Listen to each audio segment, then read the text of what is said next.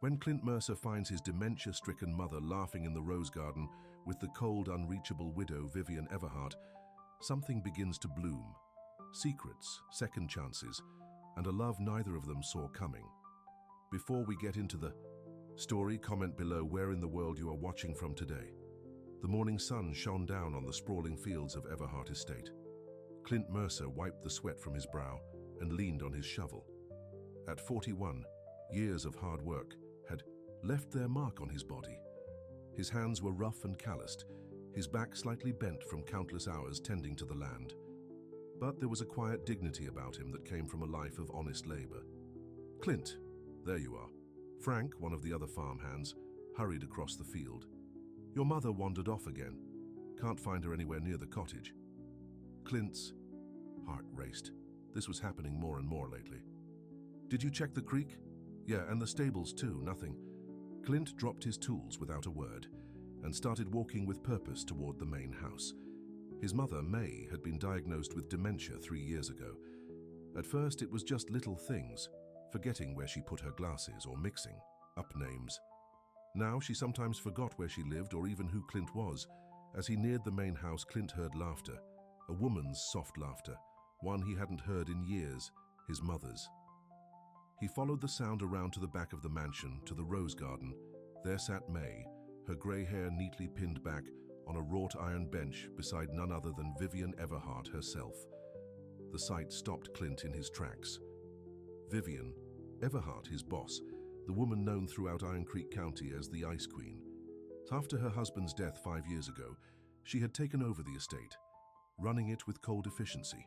Staff feared her sharp tongue and unwavering standards. Neighbors whispered behind her back about how quickly the warmth had left her after becoming a widow. Yet here she was, sitting with his mother, listening intently as May pointed to various roses in the garden.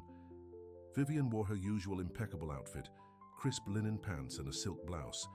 Not a wrinkle in sight despite the summer heat. But instead of the stern expression Clint was used to seeing, her face was relaxed, almost gentle. "Mom," Clint called, approaching cautiously. May looked up, her eyes bright with rare clarity. "Oh, Clint, come meet my new friend. She has the most wonderful roses." Vivian Everhart stood immediately, her posture stiffening as she noticed Clint. The softness he'd glimpsed moments before vanished behind a mask of cool professionalism. "Mr. Mercer, your mother found her way into my garden.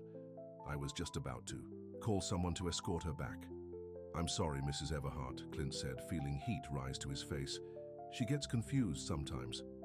"These yellow ones remind me of the ones my mother grew," May continued, seemingly unaware of the tension.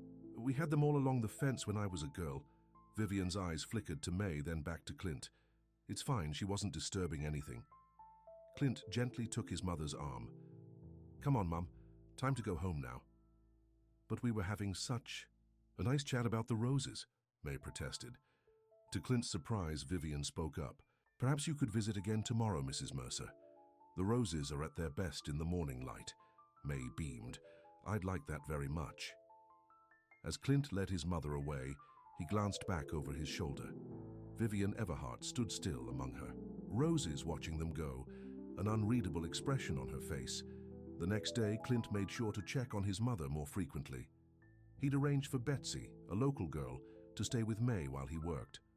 But by mid-afternoon, he returned to the cottage to find Betsy alone, looking worried. "She insisted on going to see her friend and her roses," Betsy explained. "I tried to stop her, but she got upset. I thought it best to let her go rather than have her get all worked up." Clint sighed. "It's okay, Betsy. I know where she is." "Sure. Enough." When Clint arrived at the rose garden, there was May sitting in the same spot as yesterday, but what shocked him was the sight of Vivian Everhart sitting beside her again, this time with a tea service set up on a small table between them. "Ah, your son is here," Vivian said, noticing Clint first. May turned. "Clint, come join us. Vivian made tea, real tea, with a pot and everything, not those bags you always use." Vivian's face remained composed, but Clint thought he detected a hint of amusement in her eyes. "There's an extra cup if you'd care to join us, Mr. Mercer." Clint hesitated. In the 15 years he'd worked at Everhart Estate, he'd never been invited to sit down with the owner. Their interactions had been limited to brief instructions about work that needed doing or curt nods when passing on the grounds. "Thank you, Ma'am, but I should get back to work." "Did you know my boy has worked here longer than anyone?" May said proudly to Vivian. "Knows every inch of this place. His daddy worked here too, God rest his soul." Something flickered across Vivian's face at the mention of Clint's father, but it was gone so quickly Clint wondered if he'd imagined it. "Take a break, Mr. Mercer," Vivian said. It wasn't a suggestion. Reluctantly, Clint sat down on the edge of the bench beside his mother. Vivian poured tea into a delicate china cup and handed it to him. Their fingers brushed briefly, and Clint was surprised by how warm her hand felt. "Your mother has been telling me about her garden from when she was younger," Vivian said. "Apparently, there were quite remarkable roses. Golden celebrations," May nodded. "Big as your fist and smelled like honey." Clint smiled despite himself. "Mum's always had a way with plants. Our little garden at the cottage is all her doing." "I'd like to see it sometime," Vivian said, then looked surprised, as if the words had escaped without her permission. An awkward silence followed, broken only when the estate manager, Thompson, appeared at the edge of the garden. "Mrs. Everhart, the buyers from Kentucky have arrived early to see the horses." Vivian nodded. "I'll be right there." She turned to May. "I'm afraid I must cut our visit short, Mrs. Mercer. Business calls." "Of course, dear.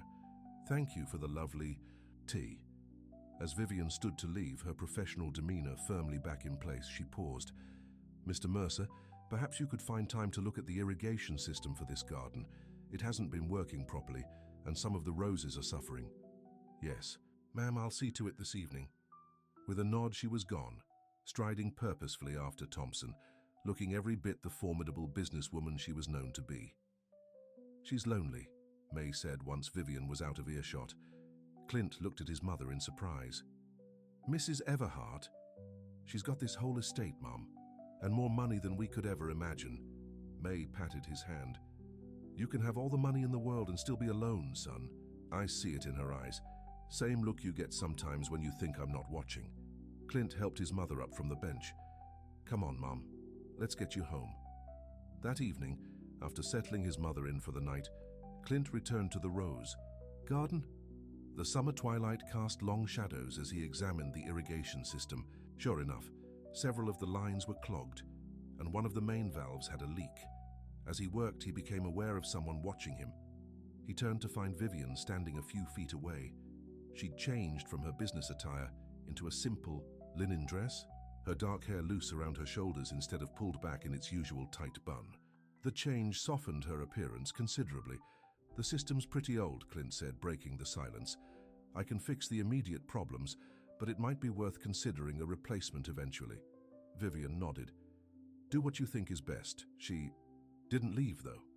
Instead, she moved closer, looking at the roses nearest to her. "Your mother knows a great deal about roses. She used to win prizes at the county fair," Clint said. Before her mind started slipping. "I'm sorry about her condition," Vivian said, and to Clint's surprise, she sounded sincere. "It's been hard watching her change. Some days are better than others." Vivian touched one of the rose petals gently. "She mentioned golden celebrations. They're quite rare now, but I think I could get some. Would she like that?" Clint stared at her, unable to hide his surprise. That would be very kind, ma'am. She'd love it." Vivian looked uncomfortable with his gratitude. "It's nothing, just roses." But they both knew it wasn't nothing. It was the first kind gesture Vivian Everhart had offered any of her employees in years. "She seems to like your company," Clint ventured. "I haven't seen her this engaged in a long time." "I find her stories interesting," Vivian admitted. "Refreshing, even. Most people I deal with are only interested in what they can get from me." The honesty of her statement hung in the air between them. For a moment, Clint saw beyond the wealthy widow, beyond the boss, to a woman who had built walls so high that perhaps even she couldn't remember what it felt like to let someone in. The moment was broken by Thompson calling from the house. "Mrs.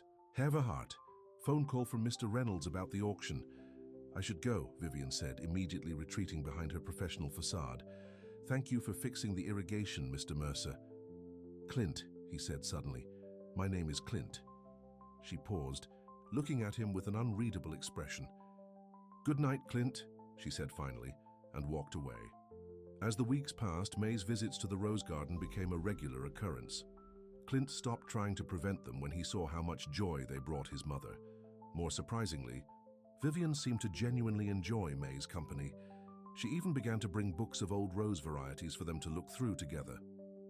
One afternoon, Clint arrived to pick up his mother and found Vivian wrapping a shawl around May's shoulders as the air cooled.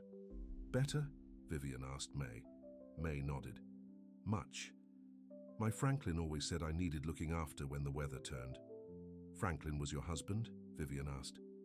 "The love of my life," May said, her eyes distant with memories. "We had 52 years together before he passed. Not enough, but still we were lucky." "You were," Vivian agreed softly. She twisted the wedding ring she still wore, a large diamond that caught the fading sunlight. "Was your husband a good man?" May asked with the direct simplicity that sometimes came with her condition. Vivian's face closed off immediately. "It's getting late. I'm sure your son will be here soon to take you home." As if on cue, Clint appeared at the garden entrance. He immediately sensed the tension. "Everything okay?" "Fine," Vivian said curtly. "Your mother is tired. You should take her home." Without another word, she walked briskly toward the house, leaving Clint puzzled by the sudden change. "I asked about her husband," May explained as Clint helped her up. "I don't think it was a happy marriage, son." That night, as Clint tucked his mother into bed, she said something that kept him awake long after.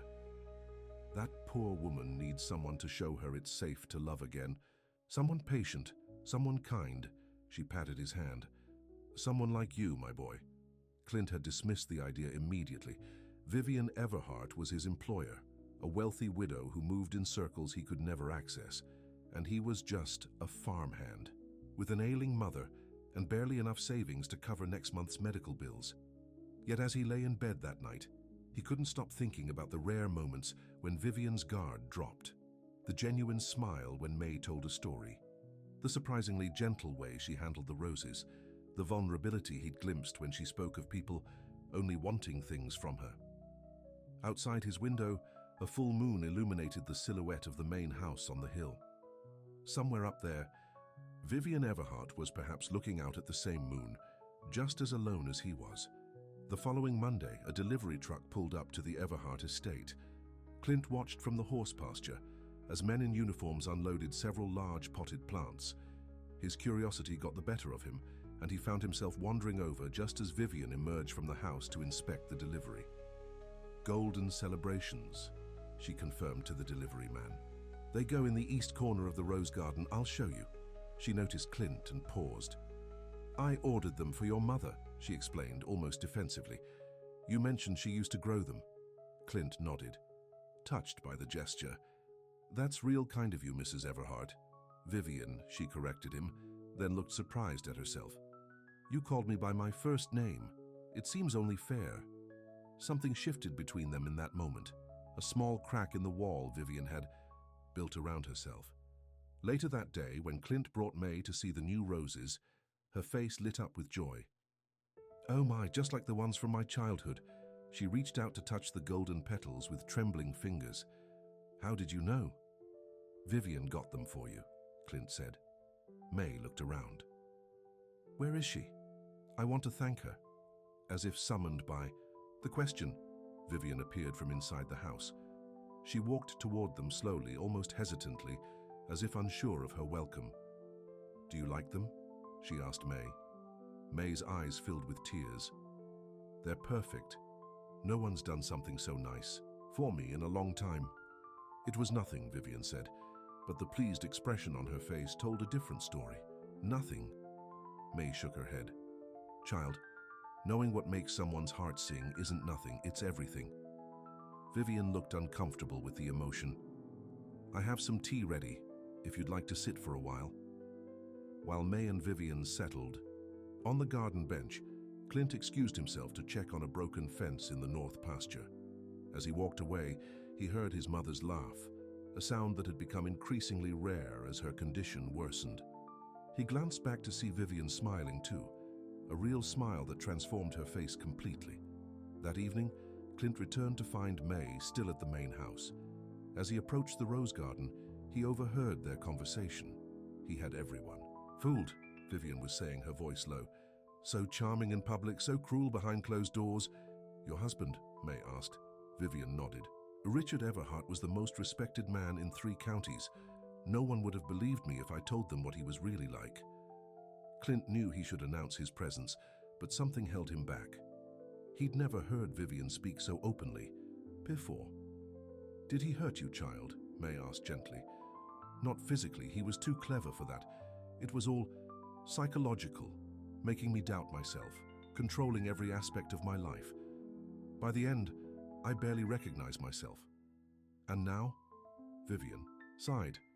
Now everyone thinks I'm cold and bitter, the Ice Queen of Iron Creek. She gave a humorless laugh. Maybe they're right. No, May said firmly. You're not cold, you're protected, there's a difference. Clint accidentally kicked a pebble, alerting them to his presence.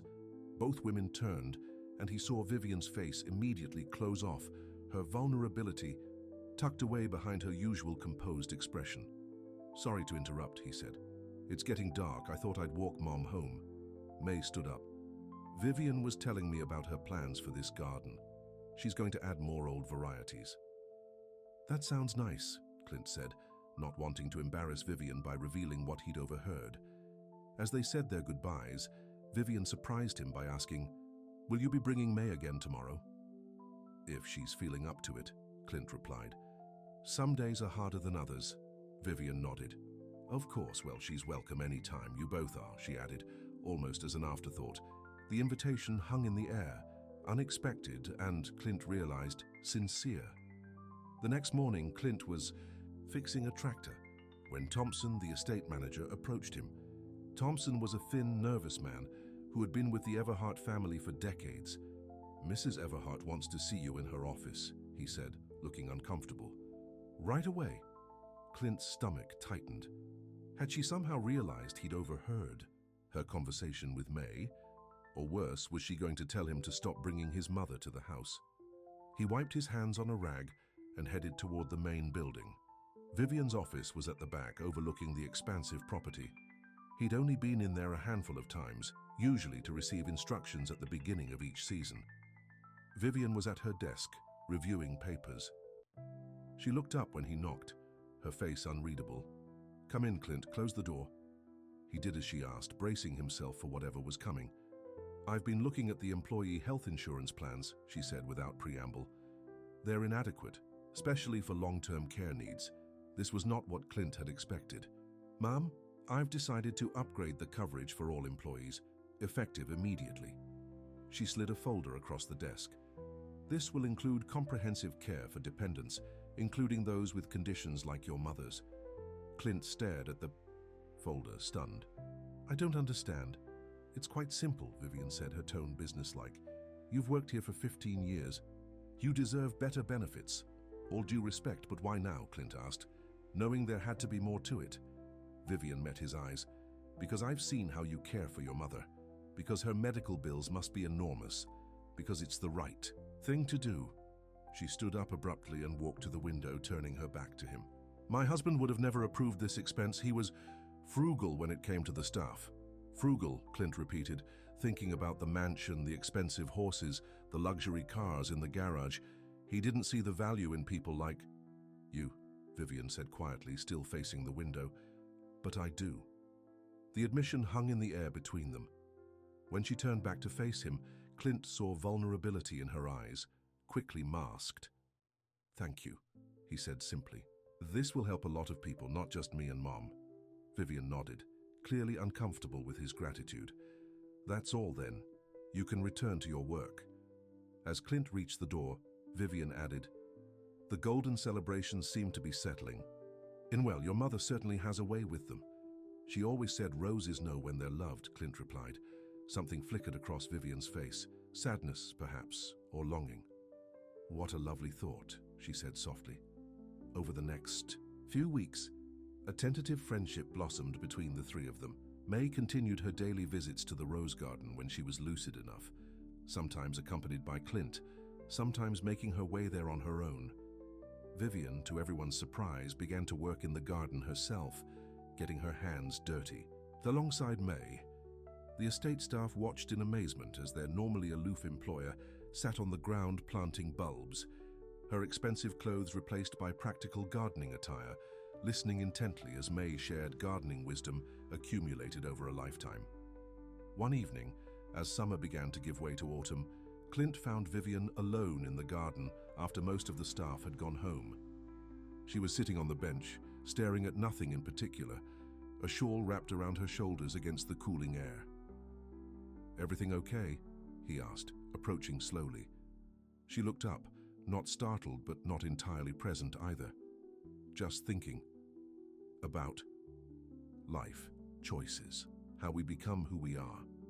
She shifted to make room for him on the bench. "Your mother wasn't well today." Clint sat down beside her, sighing. "No, she had a rough night. Kept getting up, thinking she needed to feed the chickens. We haven't had chickens in 20 years. Is there anything I can do?" The offer surprised him. Just being her friend means a lot. On her good days, coming here is all she talks about. They sat in comfortable silence for a while. Crickets chirped as the first stars appeared in the darkening sky. "I never thanked you," Clint said finally. "For the insurance, it was overdue." "No." "Well, yes, that too. But I meant for being kind to my mother, for listening to her stories, for making her feel important again." Vivian looked down at her hands. "She reminds me of my grandmother. She raised me after my parents died. She was the only person who ever..." She trailed off. "Ever what?" Clint prompted gently. "Whoever loved me just for being me, not for what I could give her or do for her. The admission clearly cost her something. Vivian Everhart didn't show vulnerability easily." "May's like that," Clint agreed. "Always has been. Even now, with her mind slipping away, she still sees people for who they really are." "She sees past the Ice Queen," Vivian said with a small, sad smile. "We all do if you let us," Clint replied quietly. Their eyes met, and for a moment, neither spoke. Something was changing between them, something neither was quite ready to name. The spell was broken by Thompson calling from the house. "Mrs. Everhart, phone call from New York." Vivian stood, adjusting her shawl. "Business never stops. Will you be at the garden tomorrow?" Clint asked. "Mom was asking this morning.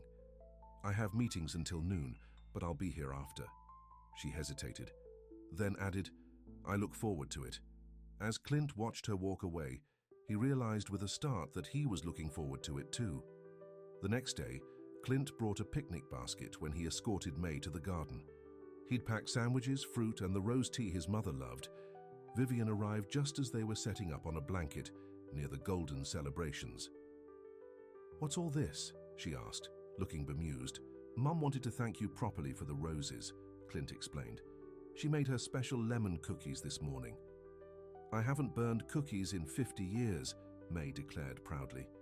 "Even with my mind going funny, my hands remember." Vivian looked touched. "I haven't had a picnic since I was a child." "Then it's high time," May patted the blanket beside her. "Come sit." To Clint's surprise, Vivian kicked off her shoes and sat cross-legged on the blanket, accepting a sandwich with a smile. She looked younger somehow, more relaxed than he'd ever seen her. As they ate, May regaled them with stories from her youth, her first dance, her courtship with Clint's father, the early years of marriage. "We didn't have much," she recalled, "but we had love, and that made everything richer." "You were fortunate," Vivian said quietly. "What about you, dear?" May asked. "Any happy memories from your marriage?" Clint tensed, expecting Vivian to shut down or change the subject, as she usually did when her husband was mentioned. Instead, she considered the question thoughtfully. "The public events were easiest," she said finally. "When others were watching, Richard was charming, attentive. Sometimes I could almost believe that was the real him." She picked at the edge of the blanket. "But at home alone, he became someone else entirely. A wolf in sheep's clothing." May nodded sagely. "My mother warned me about men like that." "I had no one to warn me," Vivian admitted. "I was young, impressionable. His attention felt like validation. And now?" Clint asked, unable to help himself. Vivian looked at him, really looked at him, her eyes clear and direct. Now I know my worth isn't tied to any man's opinion of me. The strength in her voice made Clint see her in a new light. This wasn't a cold woman. This was a survivor, someone who had endured years of invisible wounds and emerged stronger, if more guarded. To fresh starts, May said, raising her teacup. And new friendships. They clinked cups, smiling at the simple ceremony of it. Later, after May had dozed off in the shade, Clint and Vivian walked slowly through the garden. She's getting worse, isn't she? Vivian asked gently. Clint nodded, not trusting his voice for a moment. The doctor says it could be months or years. There's no way to know for sure. And you've been caring for her alone all this time? She's my mother, Clint said simply. She took care of me my whole life. Now it's my turn. Vivian was quiet for a moment. I admire that about you, Clint. Your loyalty, your steadiness. Nothing admirable about doing what's right, he said with a shrug. You'd be surprised how rare that quality is, Vivian replied. Most people do what's easy or what benefits them most. Their hands brushed as they walked, sending an unexpected current up Clint's arm. Vivian must have felt it too, because she looked at him suddenly, her eyes wide with surprise. For a heartbeat, Clint thought she might pull away. Instead, she let her fingers twine with his, just for a moment, before gently withdrawing. I should wake Mom, Clint said, his voice rougher than usual. It'll be dark soon, Vivian nodded, of course. As they turned back toward the sleeping May, Vivian added softly, This has been the nicest day I've had in a very long time. Me too, Clint admitted. That night, after putting May to bed, Clint sat on his porch looking up at the stars. His thoughts kept returning to Vivian, the feel of her hand in his, the rare smile that transformed her face, the vulnerability she was slowly allowing him to see. He knew he was treading dangerous ground. She was his employer, from a world entirely different from his.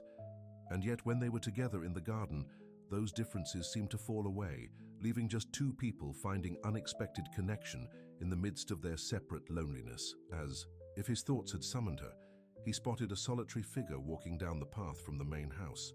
Even in the dim moonlight, he recognized Vivian immediately. She moved with purpose, but slowed as she approached his cottage. Suddenly, seeming uncertain, Clint stood. Evening. I hope I'm not disturbing you, Vivian said. I was just walking and found myself heading this way. Not disturbing at all. Would you like to sit? He gestured to the porch swing. After a moment's hesitation, she joined him, leaving careful space between them. How's your mother? She asked. Sleeping peacefully tonight, thank goodness. He studied her profile in the moonlight. Is everything okay? You don't usually come down to the cottages. Vivian looked out at the night. I found something today, something that concerns your family. Clint felt a prickle of unease. What is it? I've been going through Richard's old papers. There was a locked chest in his study that I never bothered to open until now. She turned to face him. I found a deed, Clint. A deed to 20 acres on the north side of this property.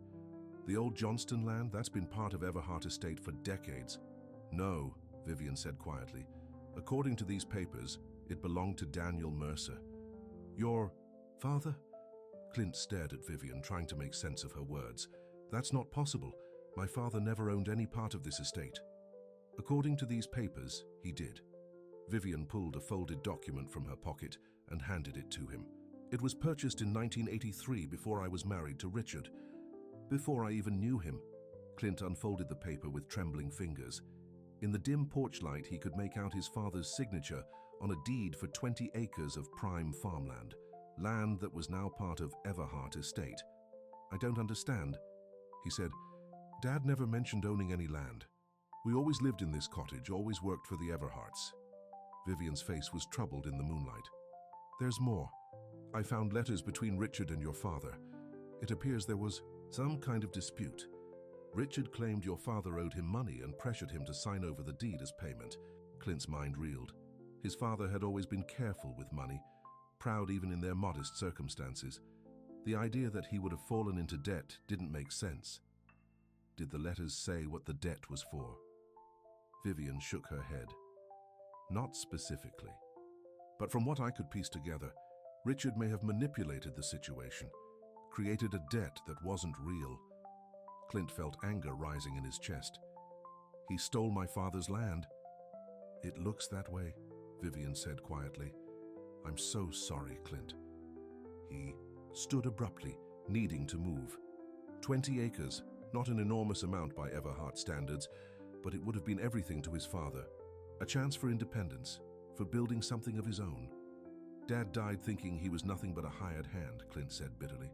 When all along, he should have had his own piece of this place. Vivian stood too, her face etched with concern. I wanted you to know the truth, and to tell you that I intend to make it right. Clint turned to her, confusion mixing with his anger. What do you mean? The land rightfully belongs to your family.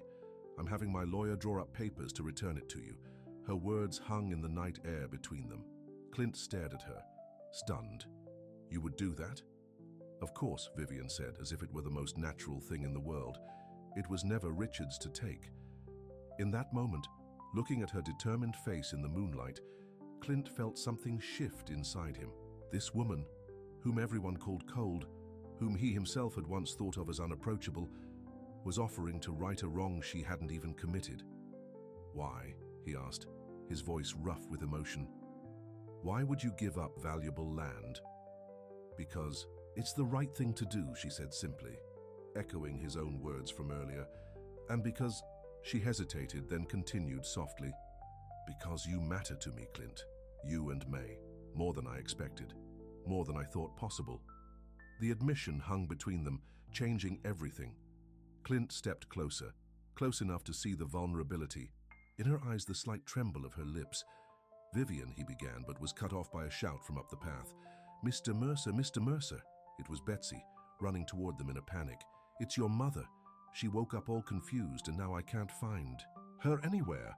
The moment shattered. Clint's heart raced with fear. How long has she been gone? Maybe 15 minutes, Betsy said, catching her breath. I called your name, but you weren't in the house. We need to spread out and search, Vivian said immediately, her voice calm but urgent. Betsy, go back to the cottage in case she returns. Clint, check the stables and the creek. I'll alert the staff to search the main house and gardens. Grateful for her quick thinking, Clint nodded and took off running toward the stables. Fear gripped him as he thought of his mother wandering alone in the dark. With her condition worsening, she might not even know where she was or how to get back.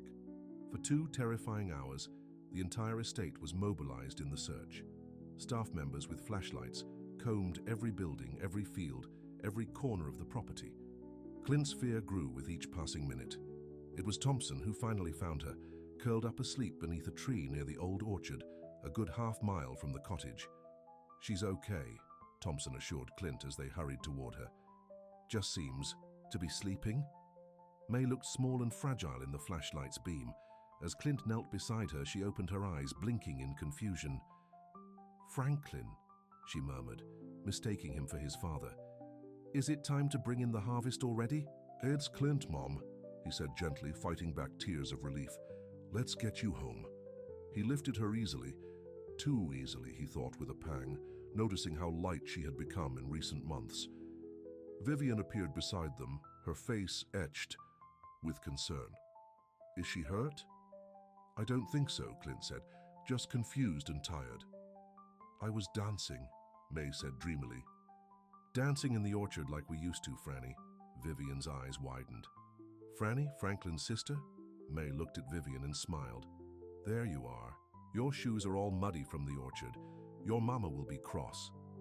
Vivian exchanged a worried glance with Clint. She thinks I'm someone from her past. It happens more and more now, Clint said sadly. The doctor says the past becomes more real than the present sometimes.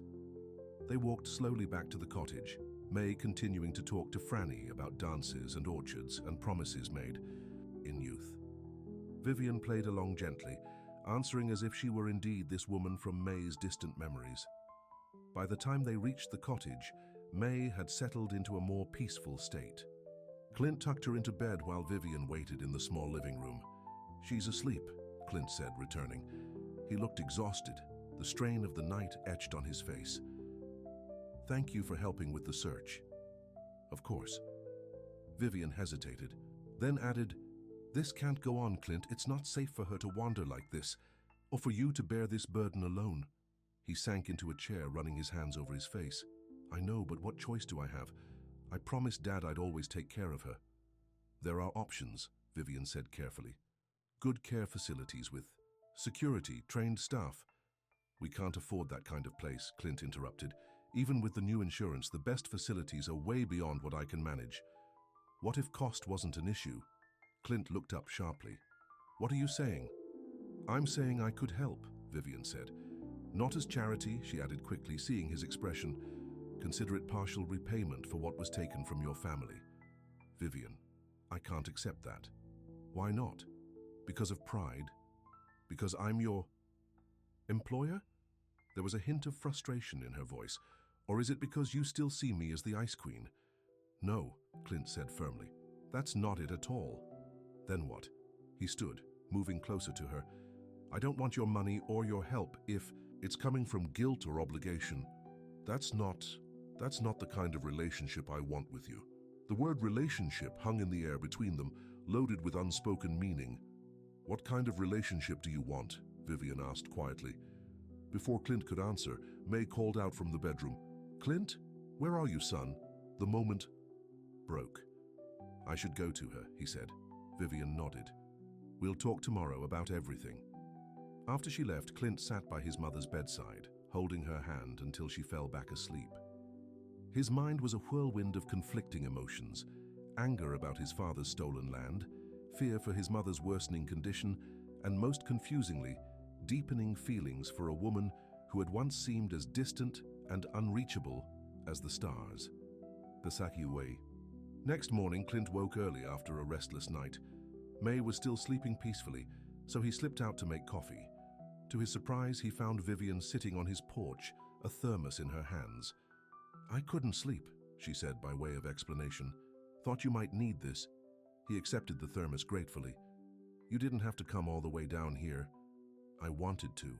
She looked tired, but determined. "How is she?" "Still sleeping." Last night took a lot out of her. They sat together on the porch steps, watching the sun rise over the fields. Despite the emotional turmoil of the previous night, there was something comforting about Vivian's presence beside him. "I've been thinking about what you said," Vivian finally broke the silence. "About not wanting my help if it comes from guilt." "I appreciate the offer," Clint said, "but I've always made my own way, taken care of my own." "I understand that. It's one of the things I've come to it." She stopped herself. "One of the things I respect about you." Clint noticed her slip, but didn't comment on it. "What about the land? Are you really planning to give it back?" "Yes," Vivian said without hesitation. "The papers are already with my lawyer. The land is yours, Clint, regardless of anything else between us." He studied her face, searching for any sign of ulterior motive, but found only sincerity. "Thank you. That would have meant the world to my father." "And to you?" she asked. Clint thought about what 20 acres would mean for him. Independence, security, a chance to build something of his own. "Yes," he admitted. "To me too." A comfortable silence fell between them. Vivian sipped from the thermos, then passed it back to him, their fingers brushing in the exchange. "About my mother," Clint said finally. "I know you're right. She needs more care than I can give her now, but it's hard to imagine putting her somewhere else." "What if she didn't have to go somewhere else?" Vivian suggested. "What do you mean?" "The east wing of the main house has several unused rooms on the ground floor. Private but easily accessible. We could convert one into a comfortable suite for May. Hire a nurse to be with her when you're working. She'd be close to the rose garden she loves, and you could see her whenever you wanted." Clint stared at her, stunned by the offer. "You'd do that? Let my mother live in your house?" "It's a big house," Vivian said simply. "Too big for just me. And it would be a practical solution, not charity." "Why?" Clint asked, needing to understand. "Why would you do all this for us?" Vivian looked away across the fields bathed in early morning light. "Because for the first time since I can remember, I don't feel alone when I'm with you two. Because May sees me, really sees me, not as the widow Everhart or the Ice Queen, but just as Vivian." She took a deep breath. And because you make me feel things I thought were long dead inside me. Her honesty left him speechless. Before he could respond, the cottage door opened behind them, and May appeared in her nightgown. "There you are," she said, looking remarkably lucid. "And Vivian, too. What a nice surprise." Vivian stood quickly. "Good morning, May. I was just bringing Clint some coffee. Would you like some tea?" "That would be lovely," May said, sitting down in the porch rocker. "Were you two talking about me moving to the big house? I heard bits of it through the window." Clint exchanged a surprised look with Vivian. "You heard that?" "My ears still work fine, son, even if my mind wanders sometimes." May looked between them knowingly. "It's a good idea. This cottage has too many stairs for me now, and I do love those roses." "You'd be comfortable there?" Clint asked. "Away from our home?" "Home isn't about walls, Clint. It's about people." She reached out and took his hand. "You've put your life on hold to care for me. Maybe it's time you thought about your own happiness too." Her gaze shifted meaningfully to Vivian, who blushed under the scrutiny. "I should go," Vivian said. "The horse buyers from Texas are arriving at 9, but we can talk more about this later." Clint nodded. "I'll come up to the house this afternoon." As Vivian walked away, May watched her with a smile. "She's different. Now, softer, like a flower finally getting enough sunlight to bloom." "She's had a hard life, Mom," Clint said. "Harder than any of us knew. Haven't we all in our own ways?" May patted his hand. "The question is what we do with the time we have left. Do we stay closed up tight like a bud? Or do we open ourselves to the possibility of joy, even knowing winter will come again?" Clint looked at his mother in surprise. It was one of her most lucid moments in weeks. "When did you get so wise?" May laughed. "I've always been wise, son. You just haven't always been listening." That afternoon, Clint finished his work early and walked up to the main house. He found Vivian in her office, surrounded by papers. She looked up when he knocked, her face brightening. "Come in. I was just reviewing the property maps to show you exactly which acres were your father's." She cleared a space on her desk and spread out a large map of the estate. "This section here," she said, tracing a rectangle with her finger. "It includes part of the north pasture and that stand of old oak trees. Good land." Clint nodded, recognizing the area. "Dad always liked working up there, said the soil was special." He was right. It's some of the best soil on the property. Vivian hesitated, then said, "There's something else you should know. The deed shows your father paid for that land in full. There was no legitimate reason for Richard to take it back." Clint's jaw tightened. "So he just stole it? And my father never fought back?" The letters suggest Richard threatened to fire him if he made trouble. With a wife and young son to support, she left the implication hanging. "He sacrificed his dream for us," Clint said quietly. "He must have loved you very much." Clint nodded, unable to speak past the lump in his throat. All these years he'd never known the truth about his father's quiet resignation, his occasional wistful looks toward the north pasture. Vivian reached across the desk and covered his hand with hers. "I'm so sorry, Clint." Her touch anchored him, bringing him back from the past. He turned his hand to hold hers properly, their fingers interlacing. "It wasn't your doing," he said. "No, but I benefited from it, from all the wrongs Richard did." "You're making it right now," Clint said, looking into her eyes. "That's what matters." They sat like that, hands joined across the desk, the property, map between them, a physical representation of their worlds coming together. "I've been thinking about your offer," Clint said finally. "About Mom staying here. And if she's agreeable, I think it might be the best solution." He paused. "But I'd want to pay something, not for the room, but for the nurse, at least." "We can work something out," Vivian agreed, understanding his need for independence. "Perhaps you could take on the management of the Rose Gardens officially. They've never looked better than since you started helping with them." "I'd like that," Clint said, feeling a weight lift from his shoulders. For the first time in years, he could see a future that wasn't just about surviving day to day, a future with possibilities. A knock at the door interrupted them. It was Thompson, looking apologetic. "Sorry to disturb you, Mrs. Everhart, but the contractor is here about the renovations to the East Wing." Vivian smiled. "Perfect timing. Please show him in, Thompson. Clint and I were just discussing those plans.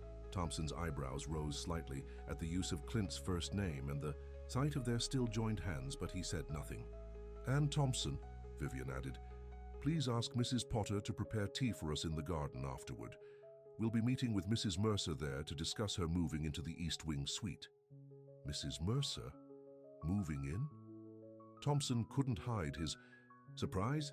"Yes," Vivian said firmly. "Mrs. Mercer will be our guest for the foreseeable future. Please make sure all the staff understands she's to be treated with the utmost respect and care." "Of course, Mrs. Everhart," Thompson said, backing out of the room. When he was gone, Clint couldn't help but laugh. "You've just given the gossip. Mill enough to run on for months." "Let them talk," Vivian said with a dismissive wave. "I've spent far too many years caring what people think." The contractor arrived, and they spent the next hour discussing modifications to make the suite comfortable and safe for May. Wider doorways for possible wheelchair access, handrails in the bathroom, an emergency call system. Vivian insisted on every possible amenity, waving away concerns about cost. Afterward, they walked to the garden where May was already waiting, tending to the golden celebrations with careful hands. "They're thriving," Vivian remarked, genuinely impressed. "I've never seen roses establish themselves so quickly." "They know they're loved," May said, echoing Clint's words from before. "Plants are like people that way." They settled at the garden table, where Thompson had laid out tea. As they discussed the plans for May's new accommodations, Clint was struck by how natural it felt, the three of them together like this. His mother was having one of her good days, asking pertinent questions about the room layout and offering suggestions. "And Clint," May asked suddenly, "where will he stay?" Vivian looked startled. "Well, I assumed he'd remain in your cottage. It's not far from the main house." "Nonsense," May said firmly. "If I'm moving up here, he should too. There must be plenty of room in that big house." "Mom," Clint began, embarrassed by her directness. "What? It's practical," May insisted. "You need to be near me. And Vivian needs someone to look after all these roses properly. And besides," she added with a twinkle in her eye, "you two aren't fooling anyone with those looks you keep giving each other when you think I'm not noticing." Vivian's cheeks flushed pink. "May, I'm old, not blind," May said. "Life's too short for tiptoeing around feelings. My Franklin taught me that." An awkward silence fell, broken only when Thompson appeared with a message for Vivian. As she stepped away to take a phone call, Clint turned to his mother. "Mom, you can't just say things like that." "Why not? It's the truth." May looked at him steadily. "She cares for you, son, and you care for her. I can see it plain as day." "It's complicated," Clint sighed. "Only because you're making it that way." May patted his hand. "I won't be here forever, Clint. Nothing would make me happier than knowing you found someone to love after I'm gone." Before Clint could respond, Vivian returned, her face troubled. "Is everything okay?" he asked. "Just business," she said. But he could tell something was bothering her. "The contractor can start work tomorrow on May's suite. It should be ready within 2 weeks." "Wonderful," May said. "And what about a room for Clint?" Vivian met his eyes across the table. "There's a caretaker's apartment connected to the East Wing. It would be convenient for overseeing the gardens. If Clint wants it, it's his." The offer hung in the air between them, laden with meaning beyond the simple words. "I'll think about it," Clint said. May beamed triumphantly. "Well, that's settled then. Now who's going to help me deadhead these roses? They won't take care of themselves, you know." As they worked together in the garden, Clint found himself watching Vivian. The careful way she handled the roses, the gentle smile she gave his mother, the occasional glances she cast his way when she thought he wasn't looking. Something was blooming here, and it wasn't just the flowers. The next 2 weeks passed in a whirlwind of activity at Everhart Estate. Workers streamed in and out of the East Wing, transforming unused rooms into a comfortable suite for May and a connected apartment for Clint. Vivian personally oversaw every detail, from the handrails in the bathroom to the view from May's bedroom window, which looked out over the rose garden. Clint divided his time between his usual work on the estate and helping with the renovations. He built custom shelves for May's few treasured possessions and a special bench by her window where she could sit and look at the roses even on days when she wasn't well enough to go outside. The cottage that had been their home for decades gradually emptied as they packed up their belongings. Each item came with a memory, and some nights Clint found himself sitting among the boxes, holding old photographs or trinkets, wondering if he was doing the right thing. One evening, Vivian stopped by the cottage and found him like this, surrounded by the remnants of his family history. "Second thoughts?" she asked quietly from the doorway. Clint looked up, not surprised to see her. She had taken to walking down to the cottage in the evenings, a new habit that the estate staff had definitely noticed. "Not exactly," he said. "Just remembering." Vivian sat beside him on the floor, something the old Vivian Everhart would never have done. He watched as she gently picked up a faded photograph of his parents, standing in front of the cottage, smiling proudly. "They looked happy," she said. "They were. Not rich, but happy." He took the photo from her. "I keep wondering what Dad would think of all this. Us moving to the main house, the land being returned. From what you've told me about him, I think he'd be pleased." Vivian paused. "Especially about the land, it represents everything he worked for." Clint nodded slowly. "Maybe so. What about you? Are you pleased?"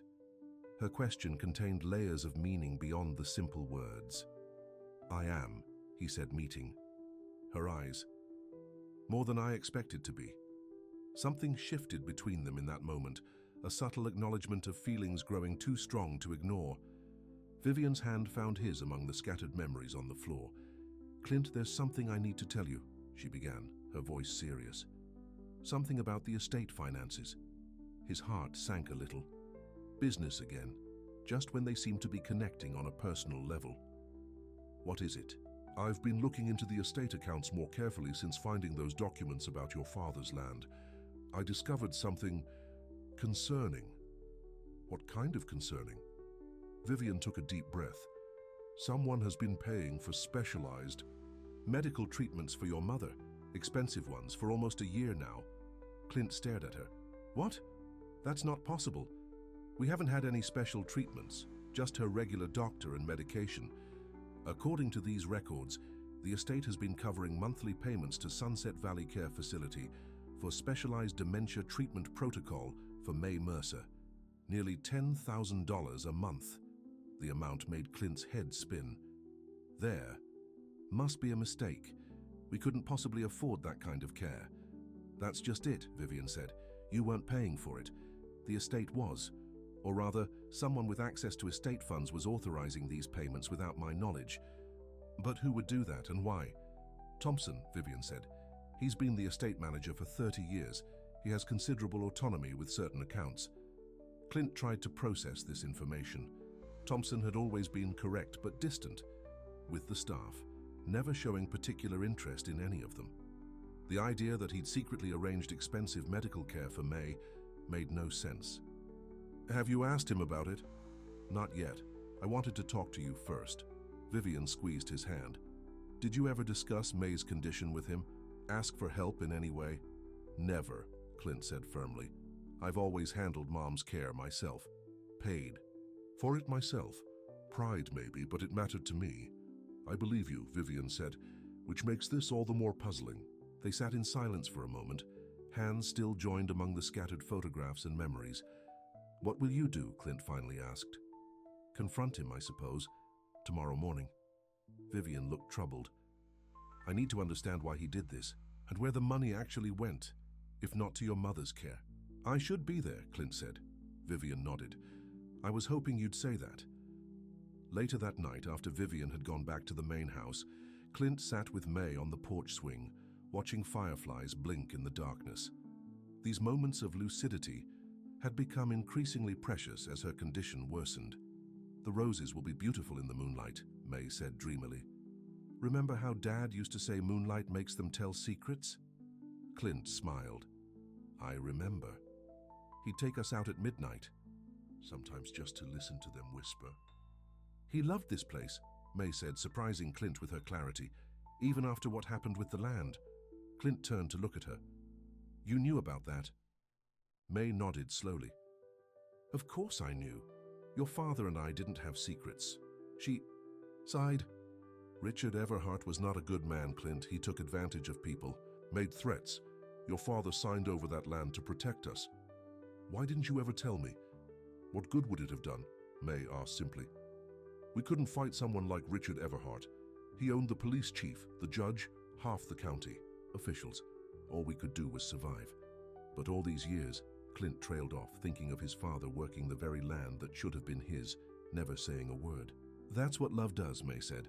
It sacrifices. Your father understood that. She patted his hand. Just like you understand it, taking care of me all these years. Clint felt tears prick at his eyes. I wish he'd told me. He wanted to protect you from bitterness, May said. Wanted you to judge people on their own merits, not their family name. She smiled faintly. And look how right he was.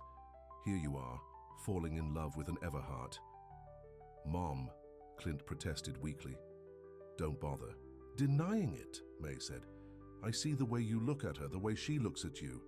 Like you're both seeing sunlight after years in the dark. Clint couldn't argue with her assessment.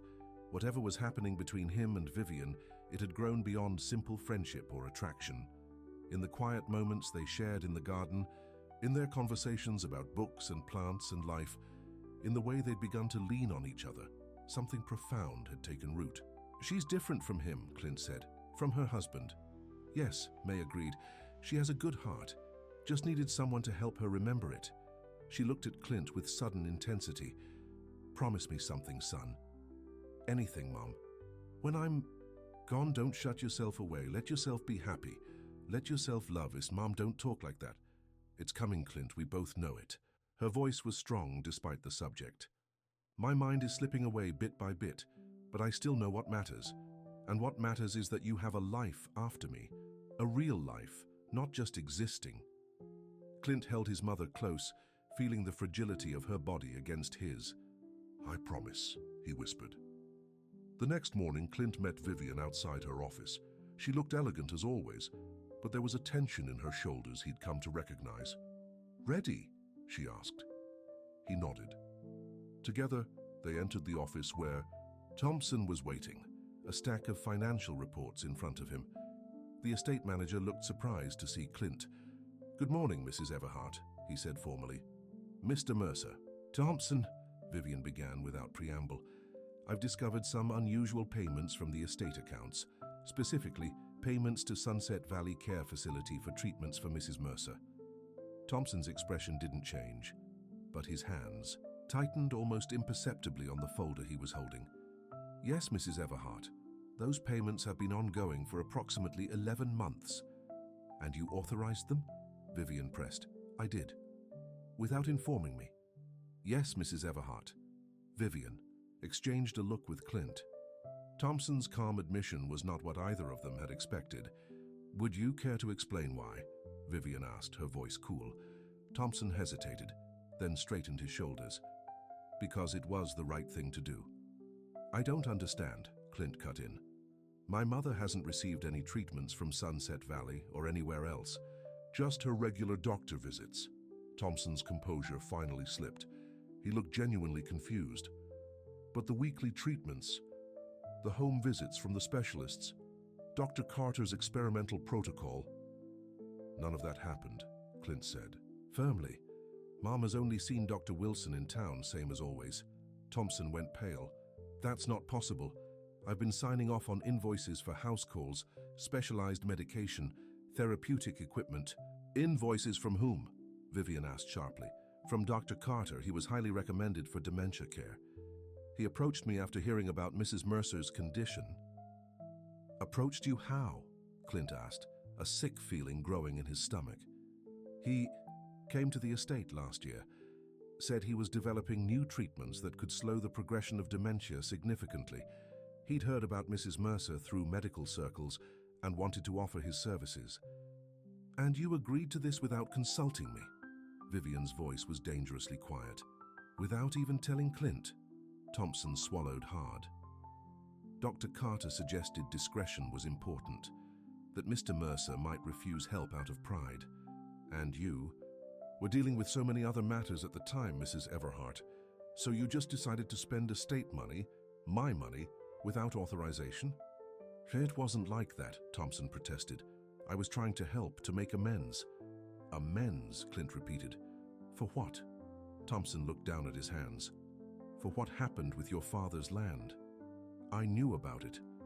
I was Richard's assistant then. I helped him pressure your father into signing over the deed. The admission hung in the air like a thundercloud. Clint felt a surge of anger toward this thin, nervous man who had helped rob his father of his dream. All these years, Clint said, through clenched teeth. You knew all this time? I did, Thompson admitted, and I've regretted it every day. When I heard about your mother's illness, I saw a chance to finally make it right. To help your family in some small way, by giving money to a doctor who never actually treated her, Vivian asked incredulously. Thompson looked stricken. No, that's not... He showed me reports. Progress notes. He said the treatments were working. Thompson, Vivian said, her voice gentler now, seeing his genuine distress. I think you've been deceived. There is no Dr. Carter on staff at Sunset Valley. I called them this morning to confirm. That's not possible, Thompson whispered. I've been paying him for almost a year, nearly $100,000 in total. Clint and Vivian exchanged shocked looks. We need to contact the authorities, Vivian said. This Dr. Carter, whoever he is, has been committing fraud. No, Thompson said suddenly, standing up. No police, please. This was my mistake, my responsibility. It was estate money, Vivian pointed out. Which I can repay, Thompson said desperately. I have savings, a pension. Please, Mrs. Everhart, I've worked for the Everhart family for 30 years. Don't let it end like this. Vivian studied him for a long moment. We'll discuss your future with the estate later, Thompson. For now, I want every piece of information you have about this Dr. Carter. Every invoice, every phone number, every communication. After Thompson left, visibly shaken, Vivian sank into her chair. I never expected this. Me neither, Clint said, still processing the revelation. Poor Thompson, trying to make amends by getting scammed. It's more than that, Vivian said thoughtfully. He kept it secret all these years, what Richard did to your father. The guilt must have been eating at him, just like it was eating at you when you found out, Clint observed. Guilt for something you didn't even do, Vivian nodded, acknowledging the truth of his words. We all carry burdens that aren't entirely ours, I suppose. Clint moved to stand beside her chair and placed a hand on her shoulder. What happens now? With Thompson, I'm not sure. He violated my trust, misused estate funds. But his intentions were good, and he's been loyal for decades. And with this, Dr. Carter, Vivian's expression hardened. We find him, and make sure he never preys on anyone else's good intentions again. The touch of Clint's hand on her shoulder seemed to ground her. Without thinking, she reached up to cover his hand with her own, drawing strength from the connection. We'll figure it out, Clint said softly. Together. The word hung between them, full of promise. That evening, after a long day of sorting through Thompson's files and speaking with bank officials about the fraudulent payments, Clint and Vivian walked together in the rose garden. May was having one of her bad days and had gone to bed early, confused and agitated. The moonlight silvered the roses, just as Clint's father had always said it would. I spoke with the detective, Vivian said, breaking the comfortable silence. This Dr. Carter has apparently done this before. Targets wealthy families with ailing relatives, offers miraculous treatments, collects payments for months or years. Thompson isn't the first to fall for it. Will they catch him? They think so. He's gotten sloppy, left too many traces this time. She sighed. I've decided not to press charges against Thompson. He's agreed to early retirement instead. That seems fair, Clint said. He was trying to do the right thing in his own way. Like we all are, Vivian murmured. They stopped near the golden celebrations, which gleamed pale gold in the moonlight. The roses had flourished under May's care, spreading and climbing just as they had in her stories of her youth.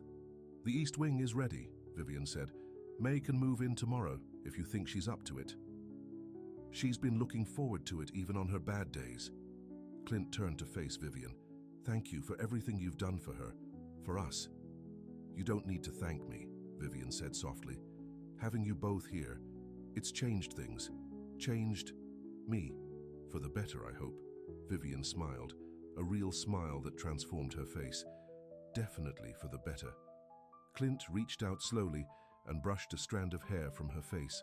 The gesture was tender, intimate in a way that crossed the invisible line they'd been careful not to cross until now. "Vivian," he began, his voice rough with emotion, "I need to tell you something." "Yes?" Her eyes held his, unguarded for once. "These past months, getting to know you, seeing who you really are beneath all that Ice Queen business." Vivian laughed softly. "Not very queenly most days, I'm afraid." "No," Clint agreed with a smile. "Just human, caring, stronger than you know." He took her hand, entwining their fingers the way they had that day in her office. "I'm falling in love. With you," he said simply. "Probably have been since the day I found you putting a shawl around my mother's shoulders." Vivian's breath caught. For a moment she looked almost afraid, as if his words had reached a part of her that still expected pain rather than tenderness. Then something in her expression cleared, like clouds parting after a storm. "I've been so afraid," she admitted. "Afraid to trust these feelings. Afraid to believe I could have this kind of happiness after everything with Richard." "And now?"